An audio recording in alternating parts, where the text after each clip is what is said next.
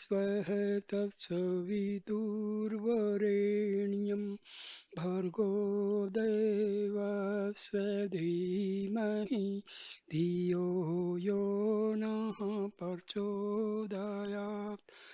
ओम शांति शांति शांति।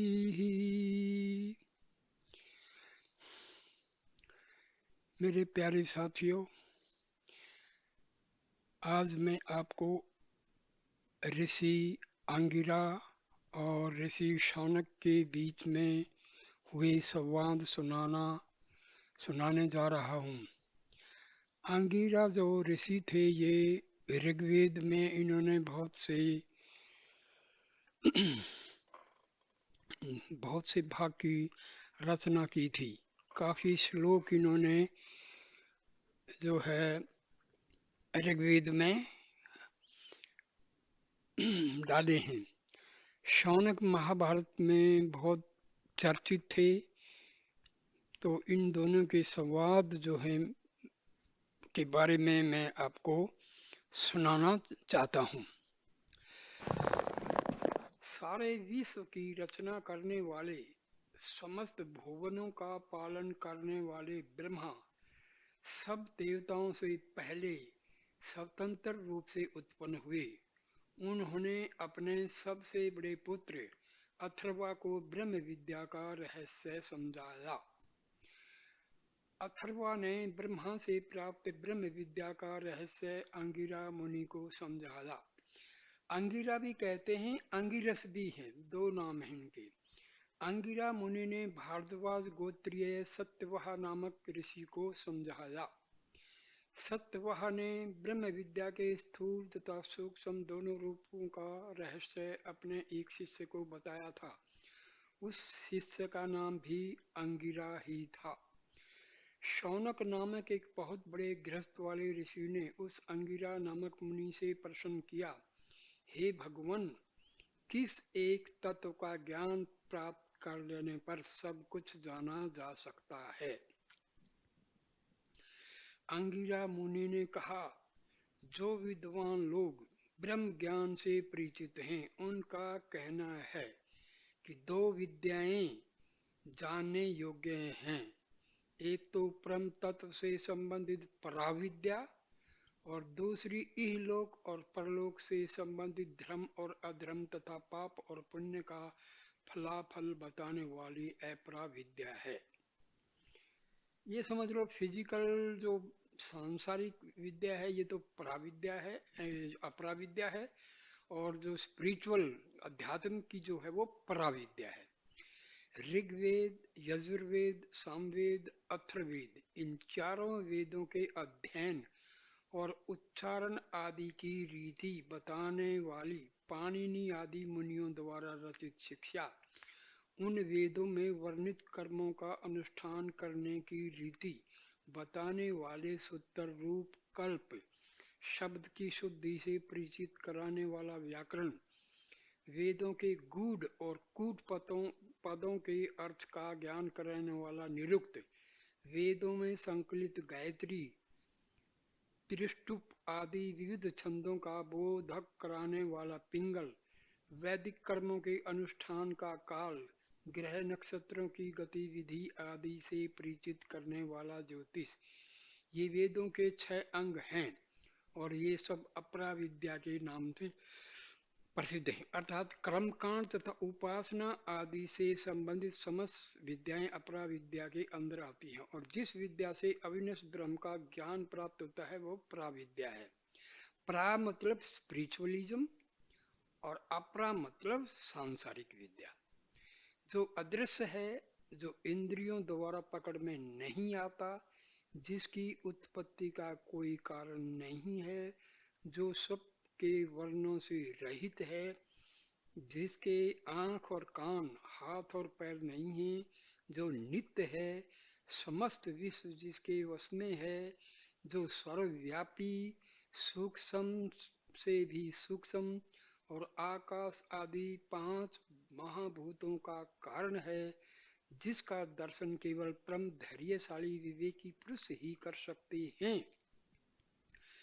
वही कभी नाश को प्राप्त न होने वाला ब्रह्म है।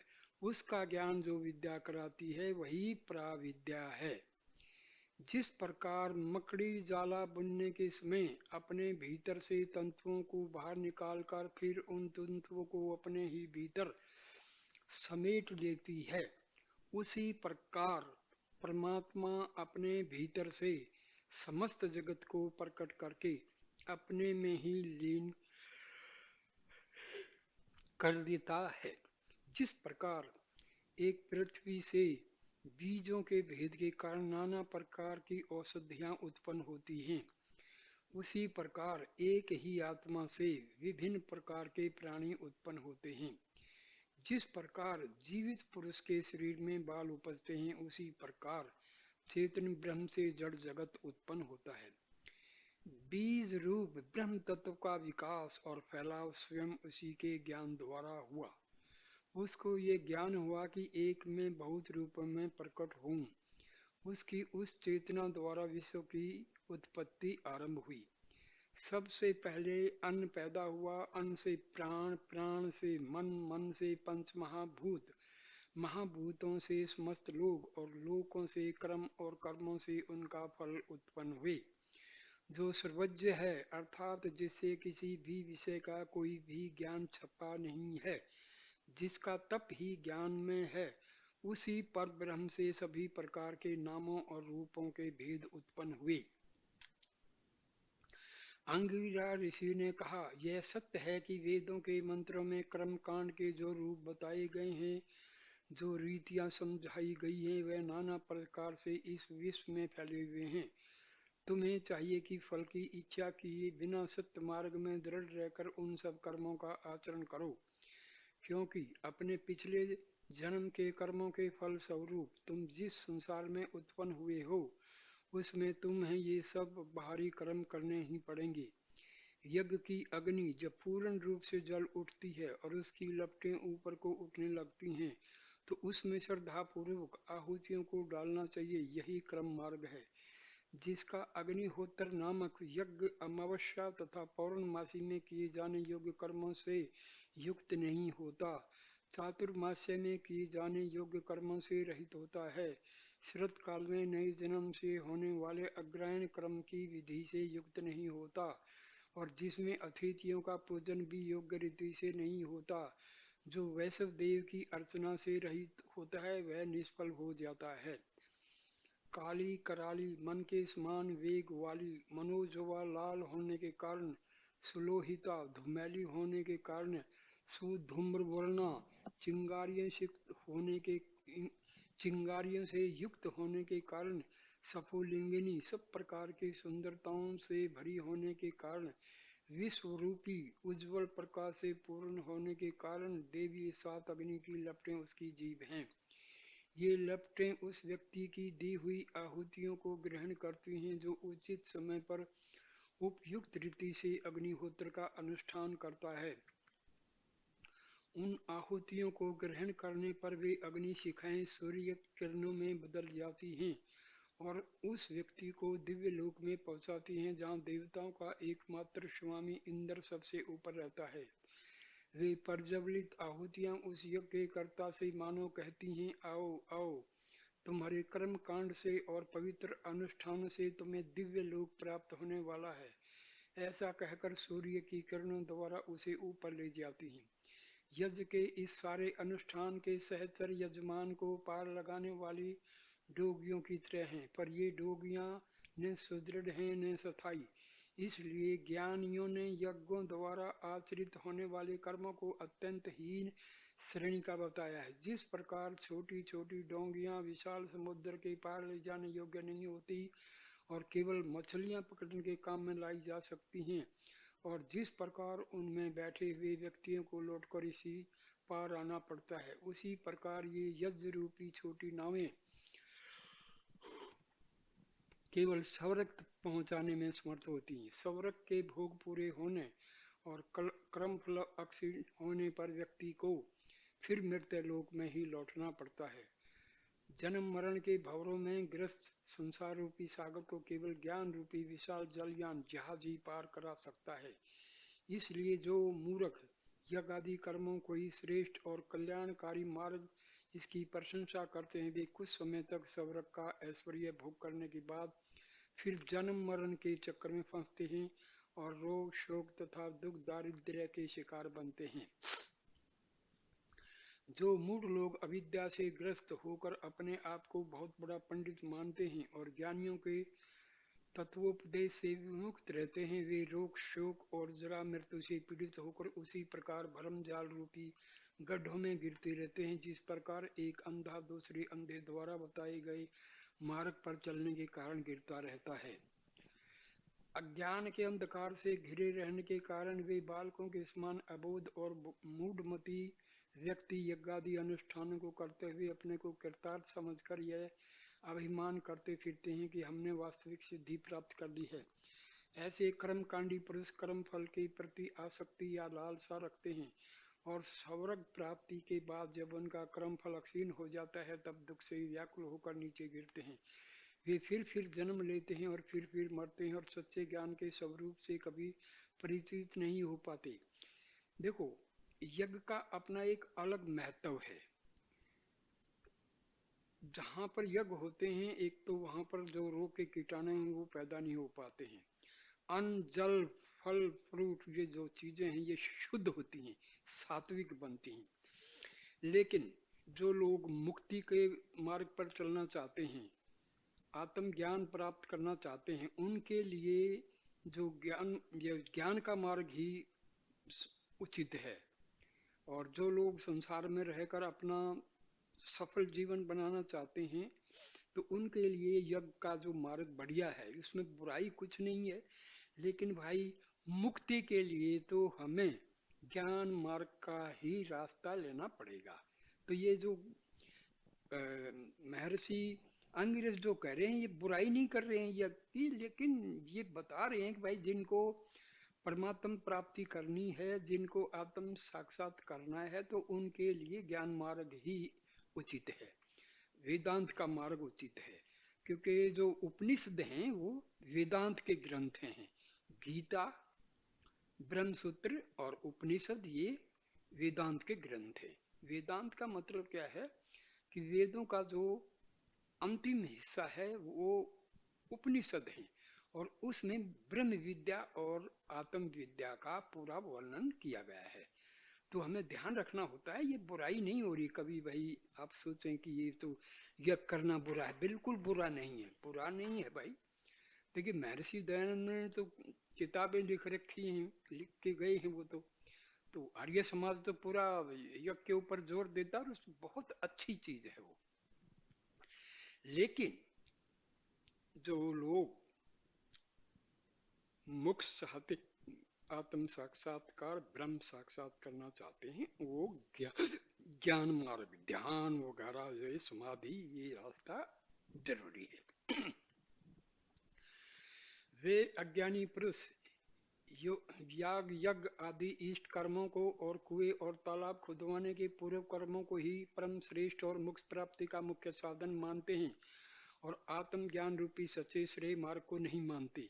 यही चक्कर है ना, जो लोग जिस रास्ते पर चलते हैं दूसरे रास्ते की बुराई करते हैं, ये भी हमारे हिंदू धर्म में सबसे बड़ा मुसीबत है। विष्णु की पूजा वाले कहेंगे भाई शैव को नहीं मानते हम, शैव वाले कहेंगे विष्णु एक नहीं रे भाई, विष्णु कहो शैव कहो ब्रह्म कहो एक ही हैं।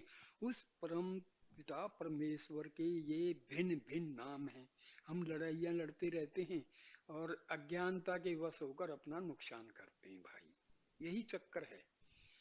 कोई भी जो है ना, हम अधूरा ज्ञान रखते हैं और अधूरे ज्ञान के शिकार हो जाते हैं और हम फायदे की बजाय नुकसान को प्राप्त होते हैं, पूरी बात समझते नहीं है। ठीक है, पर जो सच्चे ज्ञानी शांत स्वभाव होकर भिक्षावृत्ति धारण करके भी वन में तप की साधना करते हैं और श्रद्धा के साथ ब्रह्म की उपासना करते हैं, वासना रहित होकर ज्ञान रूपी सूर्य के द्वारा उस लोक में पहुंचते हैं जहां अमर और अविनाशी पुरुष का अक्षय वास है। देखो भाई, वन में जाना जरूरी नहीं है, यहीं आप अपना व्यापार कीजिए, खेती कीजिए, नौकरी कीजिए और सुबह शाम ध्यान करिए। बिल्कुल आप एक सन्यासी से जो है कम नहीं है।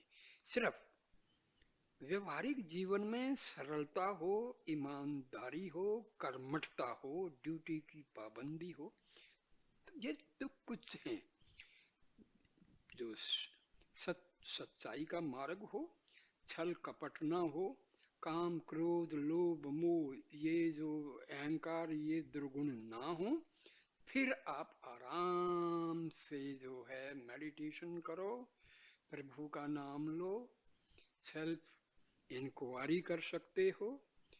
मैं आत्मा हूँ, ये ध्यान में बैठ जाओ। ये ज्ञान मार्ग है, ये सबसे सरल और सबसे बेस्ट है। इसमें कर्मकांड का चक्करबाजी कुछ नहीं है। और दूसरी चीज, आप घबराओ नहीं, जहां भी हो, भारत में हो, विदेश में हो, जिधर भी हो, ये मत सोचना गुरु। देखो भाई, गुरु का मतलब होता है जो आपको रास्ता बता दे। वो गुरु आपके माता पिता भी हो सकते हैं, आपका दोस्त भी हो सकता है, किताबें भी हो सकती हैं, लेकिन बेस्ट गुरु आपकी आत्मा है। माय डियर फ्रेंड्स, ध्यान दे लो इस बात को। महर्षि रामन का कोई गुरु नहीं था, और महर्षि रामन तो भाई महान ऋषि हुए हैं अभी रिसेंटली। 1950 में उनका जो है महासमाधि हुआ, और ज्यादा पढ़े लिखे भी नहीं। वो तो आठ आठ नौ क्लास पढ़े हुए थे। फिर दूसरे महान ऋषि रामकृष्ण परमहंस, वो भी 4-5 क्लास ही पढ़े थे, लेकिन उनका भी ज्ञान मार्ग था। तो भाई उनका भी कोई गुरु नहीं था। उन्होंने हाँ बीच बीच में ब्राह्मणी और तोतापुरी वगैरह ये लिया था, लेकिन वो एक्चुअली क्या है, वो गुरु क्या है, वो उनको ही जो है रास्ते पर लगा दिया। तोतापुरी ने तो 40-50 साल तक तपस्या की थी, उसने तो 11 महीने के अंदर तोतापुरी को ही असली ज्ञान पढ़ा दिया। तो ये भाई इन चक्करों में मत पड़ो, घबराओ नहीं कि भाई गुरु तो चाहिए। अरे भाई, गुरु का मतलब क्या है, आपको जब मालूम पड़ गया भाई आपको मेडिटेशन करनी है, ईमानदारी का जीवन बिताना है, तो यही तो है ना गुरु का काम। गुरु बैठ के थोड़ी आपके मेडिटेशन करेगा, ये भगवान भी आके आपको जो है मोक्ष नहीं देगा। ध्यान रखना है, आपको खुद बैठना है, 1-1 2-2 घंटा डेली करना है। देखो आपसे नहीं हो पाता तो कम से कम आप जो है शरणागति ले लो कि हे परमपिता परमेश्वर, मैं जो है कुछ नहीं कर पाऊंगा, मुझे बस आपका आश्रय है। तो दो मार्ग हैं, सेल्फ इंक्वायरी का मार्ग है, दूसरा सेल्फ सरेंडर का है। यहाँ भी जरा ध्यान देने की बात है मेरे भाई। सरेंडर भी बहुत बहुत बहुत गलत समझ लिया जाता है। व्हेन वी से आई एम सरेंडरिंग, ये सरेंडर किसी इंसान को नहीं किया जाता।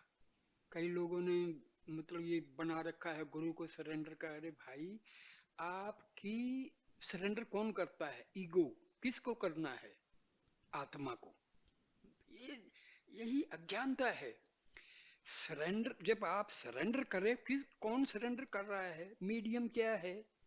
मीडियम आपका ईगो है, माइंड की मॉडिफिकेशन है ये ईगो। जब आप भाई मेरे बस का नहीं है, कौन कह रहा है? ये ईगो। फिर किसको प्रार्थना कर रही है ये ईगो? आत्मा को। तो भाई ये आपको कहीं गुरु के चक्कर में नहीं पड़ना है, कुछ नहीं करना है। सीधा मेडिटेशन में बैठ जाओ और surrender to yourself. Surrender कौन कर रहा है ये सोच लो, आपकी ईगो। ईगो किसको सरेंडर कर रही है? आपकी ही आत्मा को। ये है भाई सरेंडर। बहुत बहुत एक्चुअली क्या है ना, अज्ञानता ने इतना नुकसान किया है ना हिंदू धर्म का, जिसकी कोई हद नहीं है। अलंकार की भाषा में जो बोल दिया भाई, शिव जो है वो कैलाश में रहते हैं, पार्वती। अरे भाई, इन्हीं उपनिषदों में मैं बता रहा हूँ आपको, हमारे जो पुराण हैं उपनिषद हैं उनमें ये अलंकारिक भाषा का एक है। आत्मा जो है पार्वती है और परमात्मा तो शिव है ही है। जैसे जैसे जैसे कुंडलिनी हमारी ऊपर जाती है मूलाधार से, मूलाधार से स्वाधिष्ठान, स्वाधिष्ठान से मणिपुर, मणिपुर से अनाहत चक्कर, अनाहत से विशुद्धि चक्कर, विशुद्धि से आज्ञा चक्कर, आज्ञा चक्कर से सहस्रार।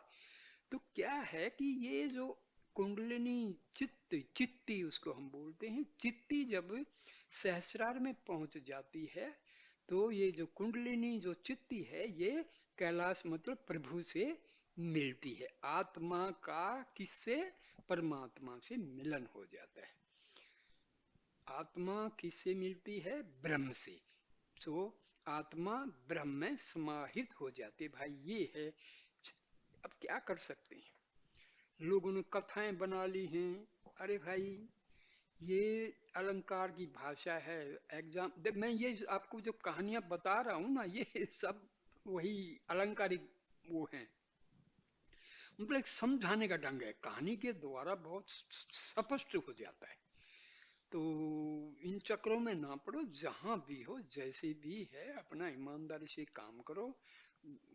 घंटा एक घंटा बैठ के बस अपना कर सकते हो बेस्ट, नहीं कर सकते हो भी बेस्ट है। Surrender to yourself is the real guru. बस सिंपल है। मोक्ष की इच्छा रखने वाला पुरुष कर्मों के सच्चे स्वरूप से परिचित होकर विषयों को त्यागने पर ही अपने लक्ष्य को पहुंच सकता है। सच्चा स्वरूप क्या है? आत्मा है। मोक्ष की इच्छा रखने वाला पुरुष कौन है? ये आपका ईगो है। ये जब ईगो जो है खत्म हो जाती है तो कौन जो है लास्ट में बचता है? आपका असली स्वरूप वो क्या है? वो आपकी आत्मा है। जिस प्रकार कर्मों द्वारा अन्न आदि उत्पन्न किया जाता है और भोग द्वारा वही अन्न नष्ट हो जाता है, उसी प्रकार कर्म द्वारा रचे गए सभी प्रकार के सुख साधन भोग करने से नष्ट हो जाते हैं। ज्ञानी पुरुष को चाहिए कि वह इस सत्य को समझकर वैराग्य को अपनावे। कर्म द्वारा उत्पन्न सभी पदार्थों की नश्वरता से परिचित होकर किसी ब्रह्म ज्ञानी पुरुष की सेवा में जाए। देखो एक चीज और, वैराग्य शब्द का भी बड़ा अनर्थ कर दिया है लोगों ने। वैराग्य का मतलब ये नहीं है अपने बच्चों को और पत्नी को छोड़ के जंगल में जाके बैठ जाओ। भाई वहां भी वैराग्य कहाँ होगा? जब आप जंगल में होगे तो घर की याद आएगी, जब आप घर में हो तो आपके दिमाग में जंगल है। वैराग्य का मतलब क्या है कि आप अपनी ईगो को खत्म करके आत्मा का स्वरूप पहचान जाओ, ये वैराग्य है। वैराग्य का ये मतलब थोड़ा अपनी नौकरी छोड़ दो, बच्चों को छोड़ दो, जंगल में जाके सन्यासी बन जाए। अरे नहीं, बिल्कुल नहीं। वैराग्य का मतलब है मन को, विचारों को, वासनाओं को, ईगो को खत्म करके and realize yourself. Okay, so abide in thyself, यही है। अपने स्वरूप में स्थित हो जाओ। Abide in the self. उस ब्रह्म, ये जो है ना ब्रह्म ज्ञान, एक्चुअली क्या है ना, ये करने की चीज है, ये अभ्यास की चीज है, ये एक्सपीरियंस की चीज है। जब आपको एक्सपीरियंस हो जाएगा ना तो आप सब आपको आसान लगेगा। आप तो सब बड़ा हिमालय की तरह पर्वत की क्या है ये क्या, कुछ नहीं है भाई। आप जो है मन और ईगो को खत्म करके और आत्मा में पहुंच जाओ। दैट्स ऑल, यही है ब्रह्म विद्या चार शब्द में। उस ब्रह्म ज्ञानी पुरुष को चाहिए कि वह शांत चित्त से अपने शिष्य को अविनाशी पुरुष के यथार्थ रूप को बतावे। अविनाशी पुरुष कौन है? आपकी आत्मा है और परमात्मा है। अंगिरा ऋषि ने शौनक से कहा, हे सौम्य, जिस प्रकार जलती हुई आग से सहस्रों चिंगारियां निकलती हैं, उसी प्रकार अविनाशी पुरुष से अनेकों प्रकार के जड़ तथा चेतन में पदार्थ उत्पन्न होकर उसी में लीन हो जाए। देखो ये सारे संसार का जो खेल है वो एनर्जी है। अब आप लगा लो, कोयला है, कोयला पड़ा है तो काले रंग का ठोस पदार्थ है, सॉलिड है। लेकिन इसी को अग्नि में, अग्नि से जो है मिला दो तो यही आपकी जो है बिजली उत्पन्न करता है। पानी की भाप बनाएगा, भाप से टरबाइन चलेंगे, टरबाइन से फिर वो जनरेटर से बन गया, डायनामो का काम करेगा। तो ये जो है ना हमारी सारी एनर्जी है। आत्मा क्या है? एनर्जी है। परमात्मा क्या है? एक ऊर्जा है, एक शक्ति है, एक पावर हाउस है। तो यही समझने की चीज है। वह अलौकिक दिव्य पुरुष सब आकारों से रहित है, वह सबके भीतर भी वर्तमान है और बाहर भी। वह अजन्मा है, अर्थात उसका जन्म नहीं होता है। वह भी प्रांच वायु से भी रहित है, उसमें नाना प्रकार की कामनाएं करने वाला मन नहीं है। वह शुद्ध, श्रेष्ठ और विनाश रहित है। वह हिरण्य गर्भ से भी श्रेष्ठ। ये जो बड़े बड़े शब्द आ रहे हैं, इनसे घबराने की बात नहीं है। ये घबरा के नहीं बैठ जाना यार ये क्या है, ऐसा कुछ भी नहीं है। सब समझ में आ जाएगा, मेडिटेशन शुरू कर दो। प्राण, मन, इंद्रियां आदि सब परम पुरुष से उत्पन्न हुई हैं, संदेह नहीं। तथापि इसमें इसका उनका कोई लगाव नहीं। उसी प्रकार आकाश, वायु, अग्नि, जल और सब कुछ धारण करने वाली पृथ्वी भी उसी से उत्पन्न है, पर वह इन सब के भी संसर्ग से रहित है। देखो, सूर्य जो है वो हमारी जितनी भी प्राण शक्ति है, ऑक्सीजन सब जितना भी आवश्यक है, नाइट्रोजन सब जो है उनका सोर्स है।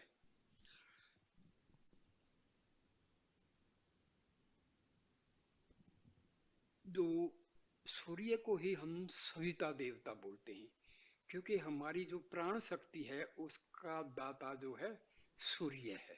वैसे ब्रह्मांड में प्राण शक्ति है, जो हमारी प्राण शक्ति जो है ना वही बिजली में, वही केमिकल में, वही दूसरी एनर्जीज में चेंज होती है। पूरा यूनिवर्स भरा हुआ है, पूरा ईथर जो है भरा हुआ है प्राण शक्ति से। तो हमारा सूर्य देवता को कहते हैं। और ये गायत्री मंत्र का जो देवता है वो सूर्य है। सूर्य से वैसे लगता है निर्जीव है, जड़ पदार्थ नहीं भाई, क्योंकि हमारा जो जीवन है वो सूर्य से ही संचालित है। सूर्य को 5 मिनट बंद कर दो, खत्म कहानी, कोई जीवित नहीं रहेगा। ठीक है ना?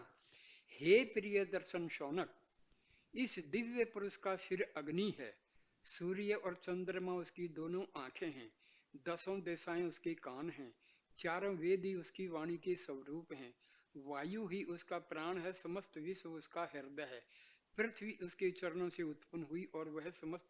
देखो भाई, हमारा जो ओंकार है ना, ओम जो है, ये ब्रह्मांड में एक नेचुरल साउंड है जो 24 आवर चलती रहती है। आज मैंने एक वीडियो दिया है, नासा ने रिसेंटली जो है रिकॉर्ड किया है ओम की साउंड। ये निरंतर जो है ओम की साउंड जो है वहां से एमिट होती रहती है सूर्य से। ओम, तो जैसे सूर्य से होती है उसी तरह हमारे अनाहत चक्कर में भी ओम की साउंड जो है प्रोड्यूस होती रहती है ऑल द 24 आवर। इसको नाद योग के हिसाब से हम इसको कर सकते हैं। नाद योग की प्रैक्टिस करनी पड़ती है। उस पुरुष से ही अग्नि उत्पन्न हुई, उस महाअग्नि की समीदा सूर्य है। अर्थात जिस प्रकार काष्ठ से अग्नि प्रज्वलित होती है उसी प्रकार सूर्य उस विराट अग्नि को प्रकाशित करता है। उस अग्नि से चंद्रमा उत्पन्न होता है, उससे बादलों की उत्पत्ति होती है, बादलों से वर्षा होती है, वर्षा से पृथ्वी पर नाना प्रकार की वनस्पतियां उपजती हैं। उन वनस्पतियों के विकास द्वारा पुरुष नाना प्रकार के जीव। देखो, अब आप लगा लो एक कॉपर के वायर की कॉइल जो है, आप बड़ी तेज गति से रोटेट करते हो इन द मैग्नेटिक फील्ड। उससे क्या होता है कि जो कॉपर के जो एटम्स हैं वहां से इलेक्ट्रॉन जो हैं they are emitted, okay, they are extracted from the atomic structure, और तब हमें बिजली मिलती है। तो देखो ये फिजिक्स में जब आप पढ़ते हैं, केमिस्ट्री में पढ़ते हैं, बायोलॉजी में पढ़ते हैं, तो वही चीजें ध्यान दो। जैसे हम जो जिस प्रकार वर्क फंक्शन से electrons are extracted from the atoms, तो मेडिटेशन का, समाधि का यही कार्य है। इससे क्या होता है कि जो आत्मा का जो स्वरूप है वो निखर जाता है, दैट दैट इज एक्सपोज्ड। बाकी चीजें जो हैं उन, उनको जो ढका हुआ है उसको हटा देता है। मन से, ईगो से, इन चीजों से, प्रकृति से, माया से हमारा जो स्वरूप है वो ढका हुआ है। तो मेडिटेशन का क्या है कि हमारा मन, हमारी ईगो, हमारा अहंकार, ये सब खत्म हो जाते हैं, and we are able to see, realize आत्मा। जैसे मैंने अभी बताया, कॉयल, कॉपर की कॉयल जो रोटेट होती है एट ए वेरी बहुत हाई आरपीएम से, तो electricity is produced. Exactly, science का फायदा उठाओ, कंपेयर करो, बहुत आसान है। लेकिन मुश्किल तो यही है ना भाई, करना कोई नहीं चाहता, बस सुन लिया, पढ़ लिया, खा लिया, पी लिया। करना है, समझना है, बहुत मुश्किल कुछ भी नहीं है। उसी अविनाशी पुरुष से ऋग्वेद, यजुर्वेद और सामवेद सब प्रकार के यज्ञ, यजमान, दक्षिणा, संवत्सर और कर्म लोग उत्पन्न हुए, जिन्हें सूर्य और चंद्रमा पवित्र करते हैं। उस पुरुष के कर्म से बहुत प्रकार के देवता उत्पन्न हुए, और उसके बाद मनुष्य, पशु, पक्षी, प्राण, अपान आदि, वायु, धान और जो, तप और श्रद्धा, सत्य, ब्रह्मचर्य तथा कर्म के विधान उत्पन्न हुए हैं। एक्चुअली क्या है ना, हम छोटे छोटे शब्दों को लेके, ब्रह्मचर्य का मतलब क्या होता है, जो आदमी मेडिटेशन करते करते करते अपने आप को इतना शुद्ध कर लेता है कि वो परमात्मा के दर्शन कर पाता है, ये ब्रह्मचर्य है। ओके, ब्रह्म के साथ चर्य करने वाला। ये नहीं कि भाई शादी कर लिया आपने तो ये नहीं कि आपका कोई ब्रह्मचर्य खत्म हो गया, नहीं। ब्रह्म आचार्य, ब्रह्म से आपका लगाव होना। तो ये हम क्या है ना, अज्ञानता से ही हमारा बहुत नुकसान हुआ है। हम इतने ग्रंथ हैं, इतने ग्रंथ को करने वाले लोग हैं, आपको हजारों लाखों जो प्रचार करने वालों में से मुश्किल से 1000 में से एक बंदा मिलेगा जो एक्चुअल लाइफ में कुछ करता है। नहीं तो भाई साहब ग्रंथ को पढ़ दिया, दैट्स ऑल। पढ़ने से कुछ नहीं होने वाला। चारों वेद पढ़ लो, 18 पुराण पढ़ लो, 6 शास्त्र पढ़ लो, 108 उपनिषद पढ़ लो, जब तक आप बैठ के मेडिटेशन नहीं करेंगे कुछ नहीं होने वाला है। जब आप मेडिटेशन करेंगे तो भाई ये जो ग्रंथ हैं ये आपके सामने बौने हो जाएंगे, ये सोच के चलो। आपको अपने आप ही, आपकी आत्मा के अंदर, आपके चित्त के अंदर पूरे वेदों का ज्ञान है। और एक चीज और बता दूं, आज तक साइंस इतनी डेवलप हो चुकी है, वेद का एक भी श्लोक कोई गलत नहीं कर सका है। न्यूटन 3 घंटे योग मेडिटेशन करते थे, उन्होंने पूरा पूरा कहा है कि आपका जो इतना इंटेलिजेंट है, आपका क्या है शक्ति का स्रोत। तब उन्होंने कहा था कि मैं ये जो हिंदू धर्म का मेडिटेशन है मैं उसको फॉलो, योगा को फॉलो करता हूँ। तो भाई आप लोग करो, करना है, बिना करे तो कुछ होगा नहीं।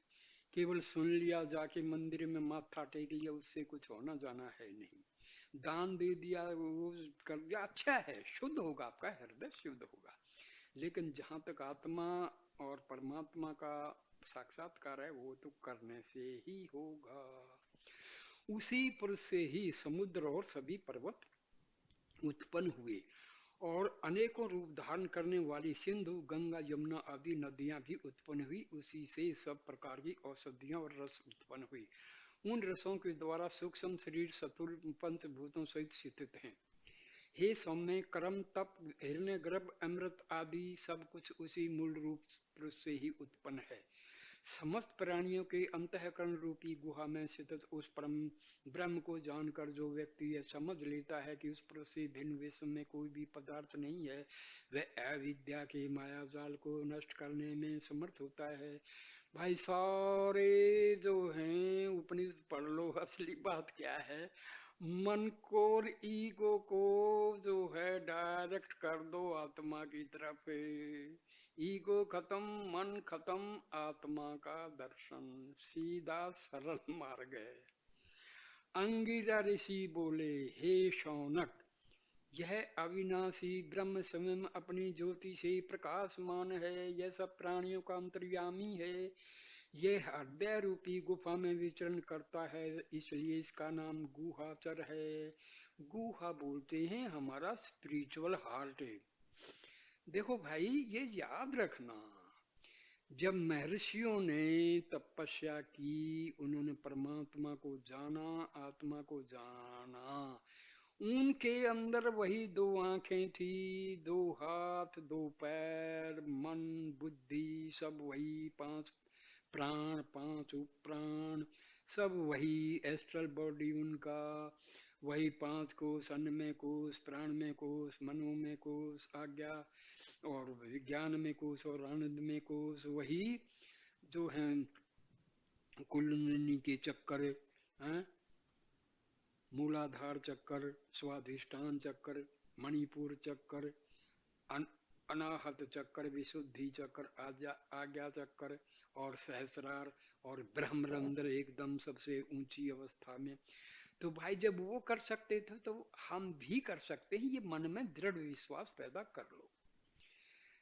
When they could do, we can do equally, because God has given us the everything same, there is no difference. आत्मा एक है, एक ऋषि की आत्मा और एक आम आदमी की आत्मा में कोई फर्क नहीं है, फर्क है मन में और ईगो में। That's all my dear. आपकी ईगो खत्म, मन खत्म, you are also a sage, you are also a Mahatma. ये है ब्रह्म विद्या, बहुत मुश्किल नहीं है भाई, लेकिन मुश्किल हमने बना दिया है।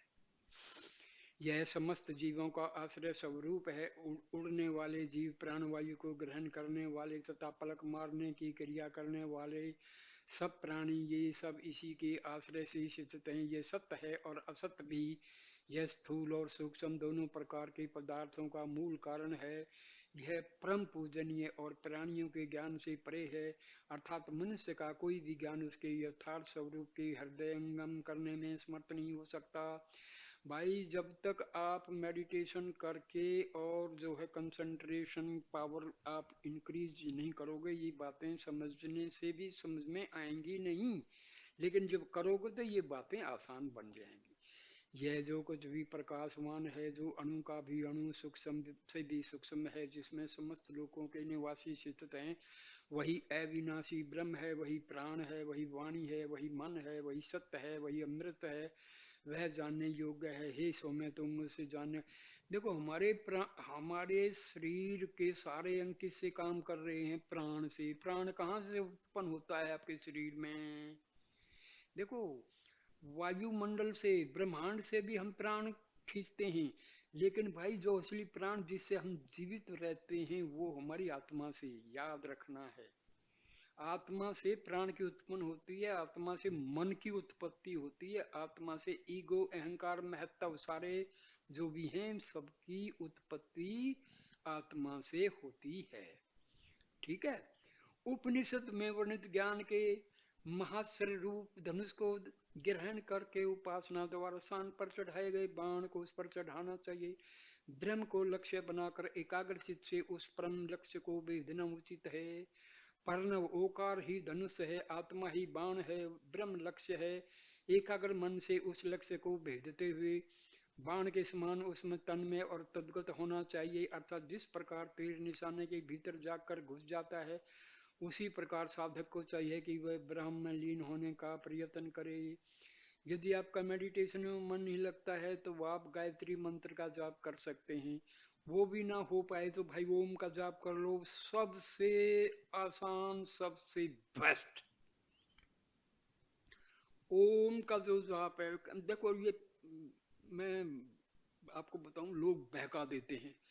ओम का जाप करोगे तो आपका घर घर से, अपने बच्चों से, बीवी से, सबसे आपका नाता, कैसे कैसे यार, अज्ञानता है।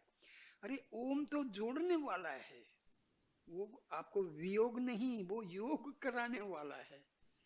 तो आप कर सकते हैं। जिस परम आत्मा में स्वर्ग, पृथ्वी और अंतरिक्ष, समस्त प्राण और मन ये सब जुड़े हुए हैं, केवल उसी को जानने की चेष्टा करो। अन्य सब विषयों के ज्ञान को छोड़ दो, केवल मात्र वह अमर आत्मा ही मोक्ष के लिए सिद्ध। तब से मैं यही तो कह रहा हूँ भाई, सब आखिरकार सारे उपनिषद, सारे वेद, सारे शास्त्र, सारे प्राण एक ही चीज पर आते हैं, आत्मा को जान लो। आत्मा क्या है? आप खुद ही आत्मा हो, लेकिन आपने शरीर को मान लिया। मैं राम हूं, मैं कृष्ण हूं, मैं पीटर हूं, मैं ये हूं, संजय हूं, मैं आदित्य हूं। ये हूं जो है ना, एक्चुअली हूं आत्मा है, और बाकी उससे जो अलग है ना, वो सब फालतू है। मैं संजय हूं, जो संजय को हटा दो तो मैं हूं। मैं हूं, मैं क्या है? ये आपकी आत्मा, हूं मतलब एग्जिस्टेंस।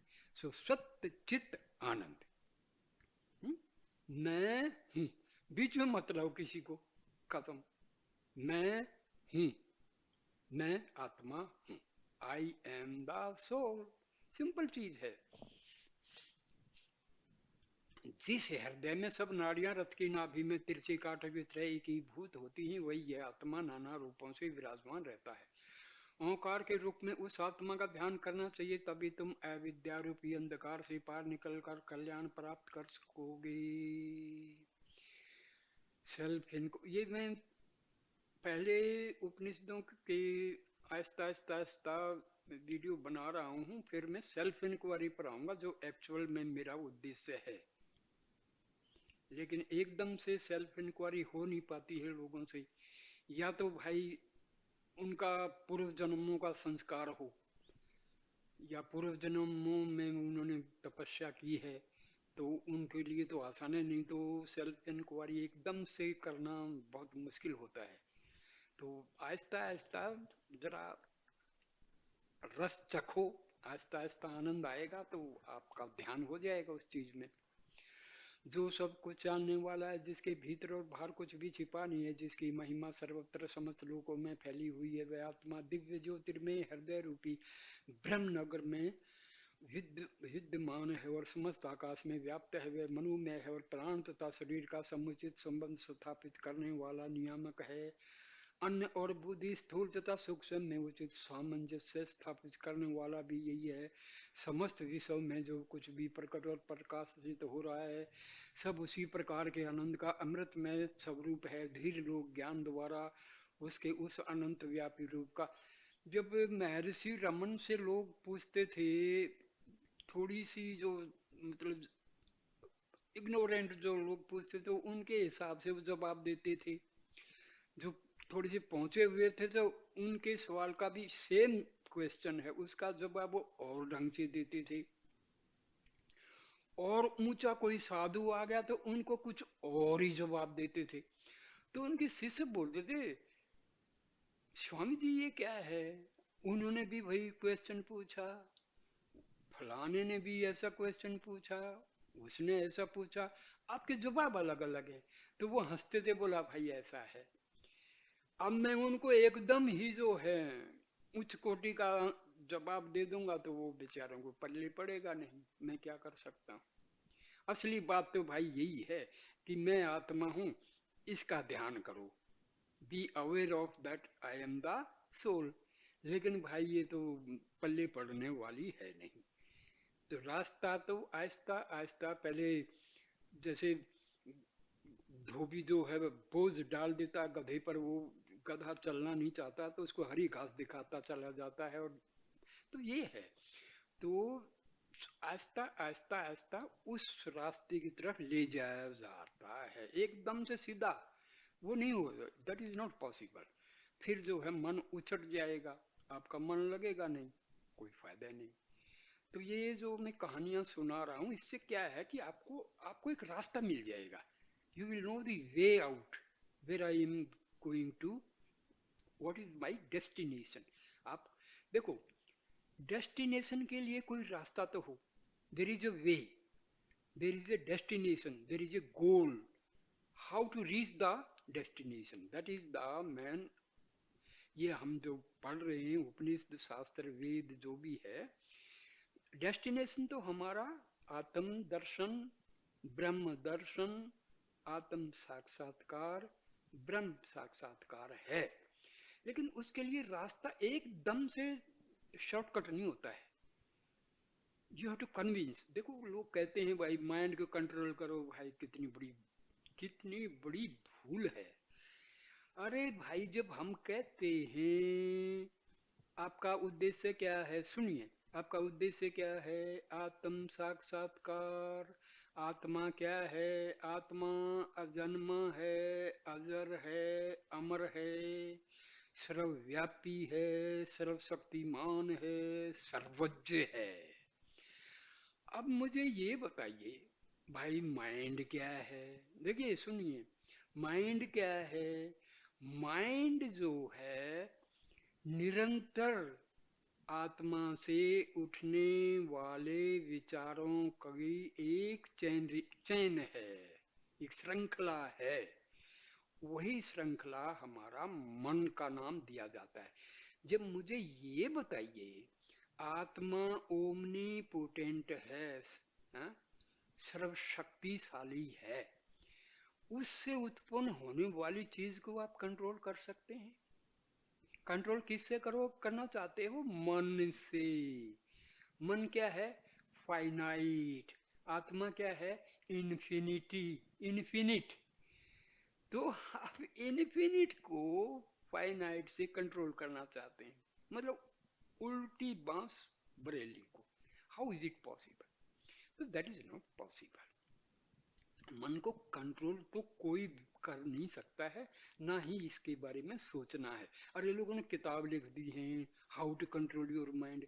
अरे भैया श्रीमान जी, मन को कंट्रोल करना चाहते हो, मन की उत्पत्ति का पता नहीं है आपको। मन की उत्पत्ति आत्मा से है, आत्मा सर्वशक्तिशाली है? आत्मा को मन से आप कंट्रोल कैसे कंट्रोल कर सकते हो? नहीं भाई, उसका सीधा सा सरल मार्ग है, कहो कि हु एम आई, मैं कौन हूं। ये मैं कौन, यहाँ जो मैं कौन हूं, ये मैं ईगो है, हूं आत्मा है, बीच में कौन क्वेश्चन है। मैं ईगो कह रही है कौन हूं, हूं क्या है, आत्मा। तो ईगो अपने आप से पूछ रही है कि वास्तव में मैं हूं कौन। उसका जवाब ये होता है कि मैं आत्मा हूं। तो भाई ये सेल्फ इंक्वायरी है, ये हमारे शास्त्रों में, वेदों में, उपनिषदों में, सारे वेदांत लिटरेचर में सबसे बड़ा है मैं कौन हूं। लेकिन इससे डरते सब हैं, क्योंकि कोई नहीं बैठना चाहता 2 घंटे 3 घंटे, क्योंकि रिएक्शन होती है। उसके बारे में मैं बताऊंगा विस्तार में। कारण रूप और कार्य रूप ब्रह्म के दर्शन हो जाने पर हृदय की सब गांठें खुल जाती हैं और सब संशय नष्ट हो जाती है। सब प्रकार के शुभ अशुभ कर्मों के फल भी क्षीण होकर मोक्ष प्राप्त होता है। परम श्रेष्ठ ज्योतिर्मय कोश में अविद्या आदि के मल से रहित 16 कलाओं के आकार प्रकार से मुक्त निष्कलंक अखंड ब्रह्म निखिल विश्व में व्याप्त है, वह शुद्ध है और सब प्रकार के प्रकाशों का प्रकाश है, उसे केवल आत्मज्ञानी ही जान। देखिए यही बात नहीं रुकती है। मन कहाँ से पैदा होता है, आत्मा से। आत्मा क्या है, सर्वशक्तिशाली है। फिर देखिए आगे, आत्मा और परमात्मा एक ही है। समझे? असली बात ये है, अहम ब्रह्मास्मि। हमारे उपनिषदों में, वेदों में ये महावाक्य हैं, अहम ब्रह्मास्मि, सो हम, ये महावाक्य हैं। तो ये है, उसे न सूर्य प्रकाशित कर सकता है, न चंद्रमा, तारागण भी उसे ज्योति प्रदान करने में असमर्थ हैं, बिजलियां भी उसके आगे निस्तेज हैं, अग्नि की तो बात ही क्या, उसी के तेज से तो ही प्रकाशित होती हैं। वह अमृत स्वरूप ब्रह्म पूर्व में व्याप्त है, वही पश्चिम में, दक्षिण और उत्तर की दिशाओं में भी वही व्याप्त रहा है। वह नीचे फैला हुआ है, वही ऊपर अपने स्वरूप का ध्यान किए हुए है। वह परम श्रेष्ठ ब्रह्म ही समस्त विश्व के रूप में भाषित हो रहा है। अंगिरा ऋषि ने कहा, हे शौनक, जीव और ईश्वर सदा साथ साथ मित्रता पूर्वक रहने वाले दो पक्षियों के समान शरीर रूपी एक ही आश्रय ग्रहण किए हुए हैं। हमारा हमारे स्पिरिचुअल हार्ट में भाई साहब, ये स्पिरिचुअल हार्ट जो है ना, आत्मा ही है, और इसका शरीर में कोई एक स्थान नहीं है। लेकिन समझाने के लिए छाती में नीचे की तरफ दाहिनी तरफ जो है वो स्पिरिचुअल हार्ट बोला जाता है, लेकिन वास्तव में ये स्पिरिचुअल हार्ट आत्मा है, और आत्मा इन्फिनिट है। छोटे से शरीर में ये समा नहीं सकती है, लेकिन किया क्या जाए समझाने के लिए।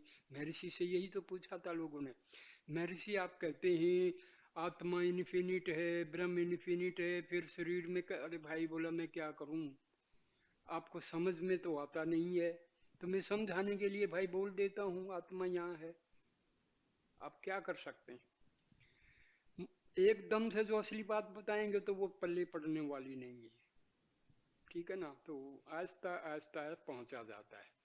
मोह से उत्पन्न सुख दुखमयी भावना रूपी फल को स्वाद के साथ भक्षण करता है, अर्थात भोगता है, और दूसरा निर्लिप्त और निसंग भाव से रहकर फल को बिना भोगे ही अपने सखा का फल भोगा देखता रहता है। भोग करने वाला जीव उस वृक्ष के प्रति आसक्त होकर काम क्रोध आदि की भावनाओं में निमग्न हो जाता है। सांसारिक विषयों में लिप्त होकर धन रतन पुत्र पौत्र आदि को ही परम सत्य समझकर मोहवश होकर प्रति ममता के भाव को त्यागने में असमर्थ हो रहा है। और जब उनमें से किसी के विनाश या वियोग का दुख उन पर आ टूटता है तो वह शोकमगन होकर विलाप करने लगता है। पर जब वही जीव अपने सखा की महिमा को, उसकी संगत रहित शुद्ध बुद्धि की महिमा को देखता तब वह शोक से रहित हो जाता है। जब ज्ञानी साधक ज्योतिर्मय करता ब्रह्म का परम पुरुष ईश्वर का दर्शन करता है तो वह पाप और पुण्य से युक्त दोनों प्रकार के कर्मों को त्याग कर शुद्ध और निर्मल हो जाता है, और अद्वैत की भावना से उत्प्रोत होकर परम परम ममता को प्राप्त। भाई ये ज्ञानी का मतलब ये नहीं है कि अपने 18 पुराण पढ़ लिए, 4 वेद पढ़ लिए, 4 शास्त्र 6 शास्त्र पढ़ लिए, बिल्कुल भी नहीं है। गीता पढ़ ली, ब्रह्मास्त्र पढ़िए, वेदांत के ग्रंथ पढ़ लिए। ज्ञानी वो होता है जिसने आत्मा को जान लिया है, ये भी ध्यान रखना है, क्योंकि ये हर शब्द का मीनिंग जो है लोग गलत लगाते हैं। ज्ञानी,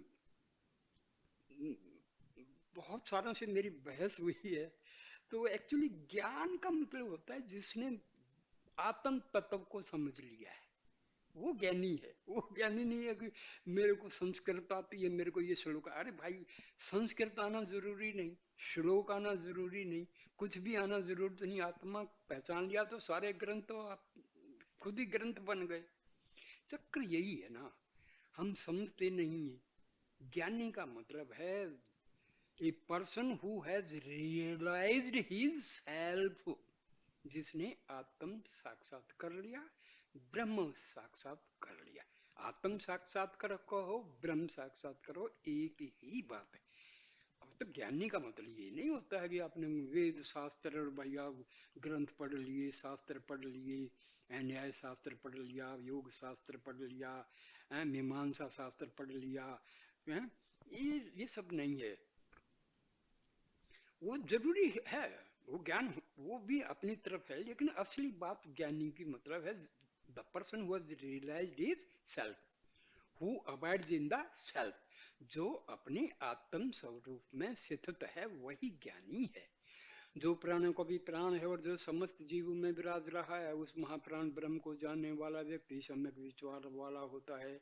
वह समदृष्टि रखता है, वह आत्मा में ही रमने वाला और साथ ही निर्लिप्त भाव से कर्म करने वाला, फल की इच्छा से रहित होता है, वह ब्रह्म ज्ञानियों में श्रेष्ठ होता है। ज्योतिर्मय रूप शुद्ध आत्मा शरीर के भीतर अंतकरण में वर्तमान रहता है। उसे केवल सब प्रकार के दोषों से रहित त्यागी पुरुष ही देख पाते हैं। यह सत्य है ब्रह्मचर्य से और यथार्थ ज्ञान से प्राप्त होता है। जय केवल सत्य की ही होती है, मिथ्या की नहीं। सत्य से ही मनुष्य के लिए देव मार्ग खुला हुआ रहता है। उस दिव्य मार्ग के द्वारा सब प्रकार की तृष्णाओं से मुक्त पूर्ण काम में ऋषि और उनके मन में किसी प्रकार की कामना शेष न रह गई हो, वहां पहुंचते हैं जहां सत्य रूप ब्रह्म का परम धाम है। लोक में जाने की इच्छा करता है, उसी लोक को प्राप्त कर लेता है। जिस प्रकार के सुख भोग को चाहता है उसकी निश्चय ही पूर्ति हो जाती है। इसलिए ऐश्वर्य की कामना करने वाले व्यक्ति को चाहिए कि वे आत्मज्ञानी के प्रति श्रद्धा का भाव प्रदर्शित करे। आत्मज्ञानी, आत्मज्ञानी का मतलब जिस इंसान को आत्मा का ज्ञान हो गया है वो आत्मज्ञानी है या वही ज्ञानी है। अंगिरा ऋषि बोले, हे प्रिय दर्शन रौनक, आत्मज्ञानी सब प्रकार की कामनाओं के आश्रय पर ब्रह्म धाम को जानता है।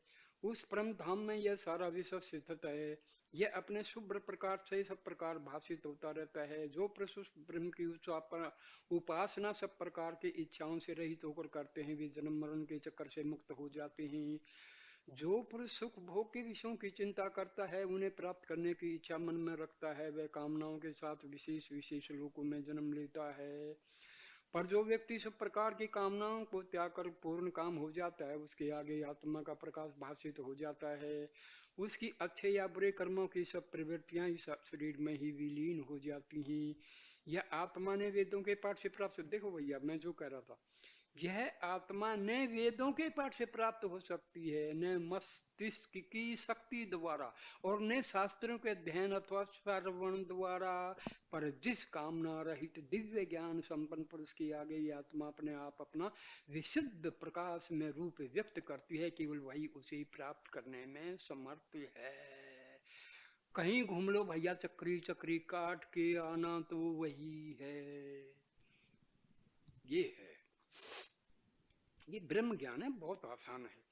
जिस व्यक्ति में आत्म बल नहीं उसे यह प्राप्त नहीं हो सकती। देखो आत्म बल तो सब में है, लेकिन उस बल को जानते ही नहीं। पहली बात तो आत्मा है वो ही नहीं जानते हैं।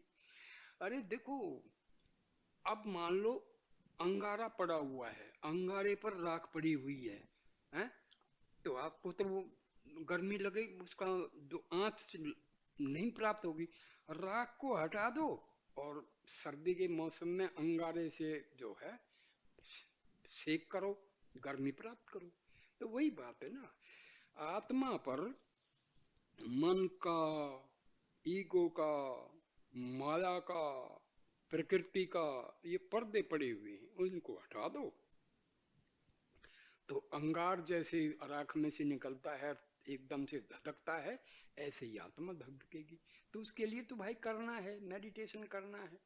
उस ब्रह्म स्वरूप का दर्शन पाकर ऋषि लोग सब प्रकार की लालसाओं से रहित होकर परम शांति को प्राप्त करते हैं। वे अचंचल चित्त धीर पुरुष ब्रह्म को सर्वत्र देखते हुए उस स्वरूप में प्रवेश करते हैं। वेदांत द्वारा प्राप्त ज्ञान के निश्चित तत्व से परिचित और संन्यास योग द्वारा शुद्ध चित्त होकर परम अमरता को प्राप्त हुए हैं। वे सब तपस्वी गण शरीर को त्याग करने पर ब्रह्मलोक में जाकर मुक्त हो जाते हैं। उनके प्राण आदि की 15 कलाएं अपने कारण में जाकर लीन हो जाती है। उनकी सब इंद्रिया अपने अपने कारण रूप में सूर्य आदि देवताओं में जाकर विलीन हो जाती है। उनकी कर्ममयी और ज्ञानमयी आत्मा परमात्मा के अविनाशी तत्व के साथ मिलकर एक रूप हो जाती हैं। जिस प्रकार गतिशील नदियां नाम और रूप को त्याग कर समुद्र में लीन हो जाती हैं, उसी प्रकार विवेक पुरुष भी रूप और बंधन से मुक्त होकर दिव्य आत्मा को प्राप्त करता है। जो उस ब्रह्म को भली भांति जान लेता है वह स्वयं भी ब्रह्म रूप हो जाता है। देखो, जो जो किसको, जो कौन है ये ध्यान में है। जो है वो ब्रह्म को कौन जानेगा? मन तो जानेगा नहीं, ईगो तो जानेगी नहीं, कौन जानेगा? आत्मा जानेगा।